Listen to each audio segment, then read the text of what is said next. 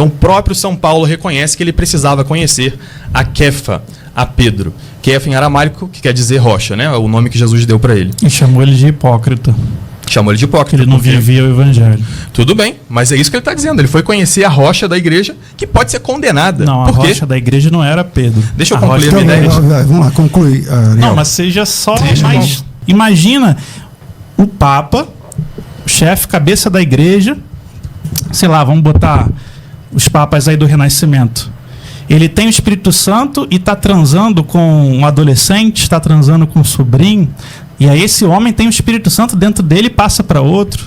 Imagina o Espírito Santo passando de um em um, isso é quase blasfêmia. Você está literalmente dizendo que o Espírito Santo pode atuar em uma pessoa que não está salva, que já perdeu a salvação. E você vai ver no debate de hoje. A autoridade que o Papa exerce sobre a Igreja Católica é bíblica? Seja muito bem-vindo, você está na TV Debates. Já aproveita, se inscreve no canal, deixa o seu like e vamos pro vídeo.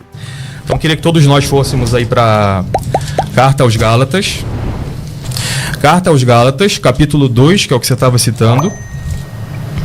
E aí você fala, né, que São Paulo está explicando que ele não é um sucessor dos apóstolos, mas que ele é um apóstolo, ou seja, tudo que ele fala é palavra de Deus. Ele não está repetindo uma coisa que ele ouviu, ele está falando de Jesus Cristo com quem ele teve aquela experiência. E aí o que ele diz no versículo 18 é que, apesar disso, dele ser um apóstolo que recebeu isso direto de Cristo, depois de 3 anos, fui a Jerusalém para conhecer a Cefas e fiquei com ele 15 dias. Então o próprio São Paulo reconhece que ele precisava conhecer a Kefa. Kefa em aramaico, que quer dizer rocha, né? É o nome que Jesus deu para ele. E chamou ele de hipócrita. Chamou ele de hipócrita. Ele não vivia o evangelho. Tudo bem, mas é isso que ele está dizendo. Ele foi conhecer a rocha da igreja, que pode ser condenada. Não, a rocha da igreja não era Pedro. Deixa eu concluir a minha ideia. Vamos lá, conclui. Não, mas seja só mais... Não, correto no que você... Não, mas aí se ele... assim, uma não, coisa é mas você aí defender a tradição da igreja, outra coisa é você deformar o texto bíblico. Não, olha só, você pode... O que você vai vai fazer, Lucas? Você vai anotar tudo que eu estou primeiro. falando. Você falou que era 2, mas é o primeiro. Eu vou aprender a me segurar. Muito bem, então essa era a primeira coisa. Esses que recebem a palavra precisam ser introduzidos na estrutura da igreja. É o que a gente vê em Atos 18 e em Gálatas 2. É Gálatas 1, tá? Gálatas 1, desculpa, né? Citei Gálatas 2, Gálatas 1. Sobre outro tema aqui que você colocou, que eu queria trazer, é sobre isso da imposição das mãos e sobre isso da sucessão apostólica não existir. Isso é uma coisa que foi mais posterior, né? Depois que já havia uma estrutura maior da igreja e tudo mais. Bem, então eu queria trazer com a Bíblia para todo mundo poder verificar em casa que essa prática de fato existia, que os apóstolos faziam assim. Primeiro nós vamos para 1 Timóteo, capítulo 4, versículo 14. São Paulo está exortando ali o Timóteo, né? Bispo de Éfeso, seu protegido, né? Ele está exortando a Timóteo e a todos nós que de algum modo somos também pastores, né? Porque nós também temos esse sacerdócio comum, como o Lucas trouxe. Olha só o que ele fala aqui no versículo 12. Ninguém te menospreze por seres jovem. De tua parte, procura ser para os que creem um exemplo pela palavra, pela conduta, pelo amor, pela fé, pela castidade. Então ele tem que se esforçar para isso. Até que eu chegue aí, dedica-te à leitura, à exortação e ao ensino. Não te descuides do carisma que está em ti. Agora a gente vem para uma coisa que está nele, ele não precisa se esforçar para ter isso. O carisma que está em ti, que te foi dado mediante uma profecia acompanhada da imposição das mãos do presbitério. O presbitério e São Paulo impõem as mãos sobre ele para que ele seja bispo. Bem, vamos então para a segunda carta a Timóteo, capítulo 1, versículo 6. Olha o que São Paulo diz para Timóteo. Por isso, quero exortar-te a reavivar o dom que Deus te concedeu pela imposição das minhas mãos. O dom que Timóteo tem não vem do seu esforço para ter uma vida moral, santa.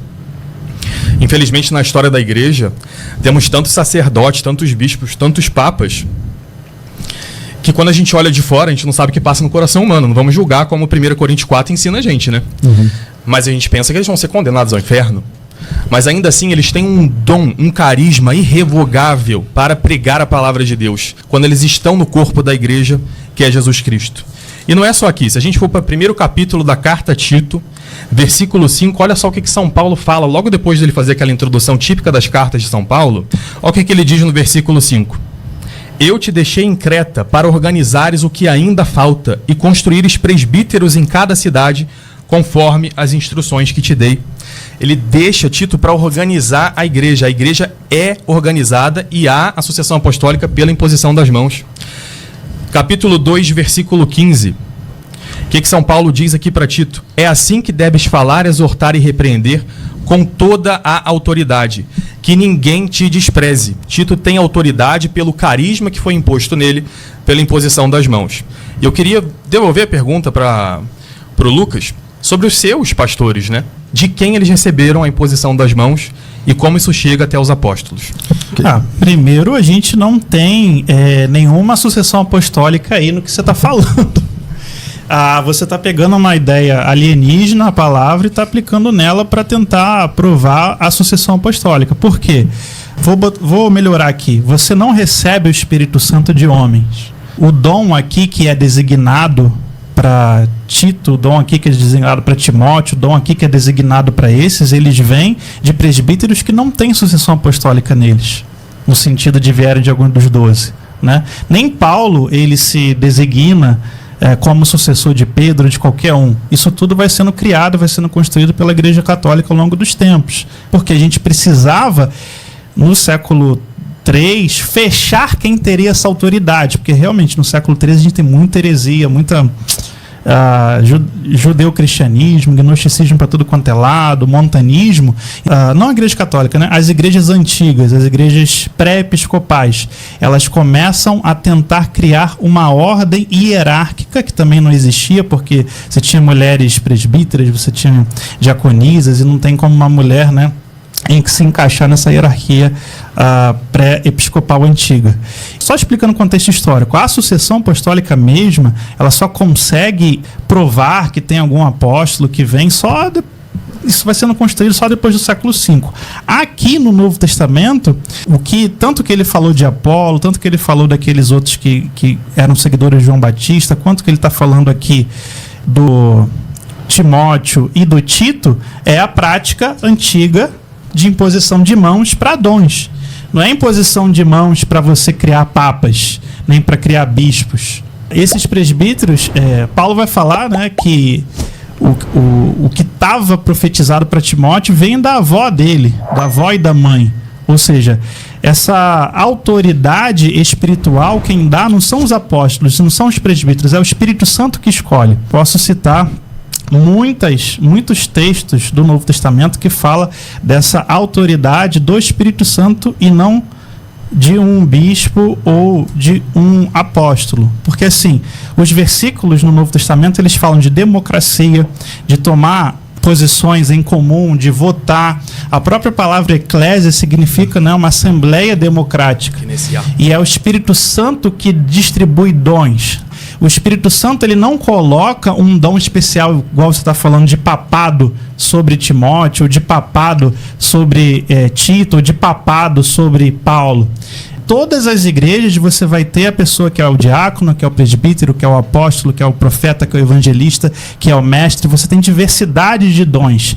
E o que acontece? Os cristãos, eles se reuniam com seus presbíteros, eles oravam, eles impunham as mãos sobre as pessoas e o Espírito Santo escolhia em qual pessoa ia ganhar um dom específico. Então o que Paulo está falando lembra que quando os presbíteros oraram, você foi designado para ser um episcopo. Lembra que quando sua avó e sua mãe profetizavam, você foi separado para o ministério no ventre da sua mãe. Isso é quase uma predestinação, né?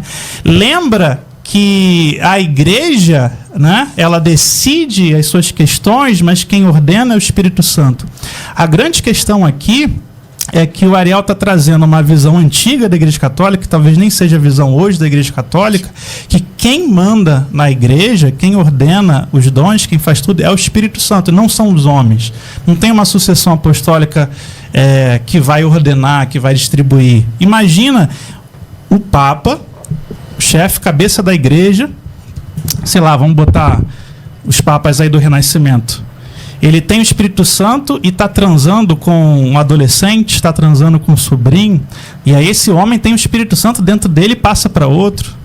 Imagina um Alexandre VI, assassino, cruel, matador, dizer que ele recebeu o Espírito Santo, ele comprou todo o colégio cardinalato, que ele era um dos homens mais ricos da Espanha, e vai comprar todo o colégio cardinalato, ele tinha um prostíbulo. Imagina o Espírito Santo dentro desse homem transando com todas aquelas prostitutas imundas de Roma lá, porque você tinha prostíbulos só para os bispos, prostíbulos só para os cardeais, e o Alexandre VI e outros vão fazer um prostíbulo de luxo só para eles. Aí esse homem, totalmente longe do evangelho, totalmente longe, que é o cabeça da igreja, ele vai passar o Espírito Santo para a imposição de mãos de outro na frente. Imagina esses papas assassinos, são matadores, que fazem traições, um papa assassina o outro. Imagina o Espírito Santo passando de um em um. Isso é quase blasfêmia, né? Então, você está literalmente dizendo que o Espírito Santo pode atuar em uma pessoa que não está salva, que já perdeu a salvação. Então, se você fala que o Papa... Lucas, tem como documentar todas essas... eu mostro. E ele tem razão. A gente pode debater se isso tira imagina, autoridade. Você confirma que isso é fato. De acordo com a doutrina católica, um LGTV 4K perde a salvação, vai para o inferno. Mas, mesmo assim, o Espírito Santo está nele para passar a autoridade papal pro da frente, né? Aliás, assassinato, né, cometer crimes, desde os acordos doutrinários teológicos antigos, você é expulso da igreja, você é excomungado se você é um assassino. Isso está em Cipriano, isso está em Novaciano, isso está nos debates de Tertuliano, isso tá, e esses homens que perderam a salvação, que não são salvos e são cabeça da igreja, estão com o Espírito Santo dentro deles, passando para outros, porque tudo bem, era necessário que eles se arrependessem dos seus pecados, serem ordenados novamente para o ministério, se é que há perdão para esse tipo de crime que eles cometem na Igreja Católica no século XII, XIII, XIV, XV, XVI. Né? Então, você está dizendo que o Espírito Santo passa por pessoas não salvas, pessoas que estão no inferno, pessoas que foram para o inferno. Você falou isso aqui no início, e depois eles transmitem isso para outros, porque a igreja diz que sim. Ok. Vamos lá. Manda aí. Vamos lá. Como é que a gente pode achar que ele tem realmente a presença do Espírito Santo? Que ele pode impor as mãos sobre os outros? E vamos para 1 Samuel, capítulo 26, versículo 7. O que acontece aqui? Nós temos o rei Saul, que era um rei parecido com esse Papa. Era um rei que não seguia a vontade de Deus. E o que acontece é que Davi tem várias oportunidades de matar a Saul e ele não o mata. Por quê? Porque ele respeita o carisma que está nele por causa do profeta Samuel. Vamos ler 1 Samuel 26, versículo 7. Davi e Abishai dirigiram-se de noite até o acampamento e encontraram Saul deitado e dormindo ali, com sua lança fincada no chão à cabeceira. Abishai disse a Davi: Deus entregou hoje em tuas mãos o teu inimigo. Posso cravá-lo em terra com uma só lançada sem precisar repetir.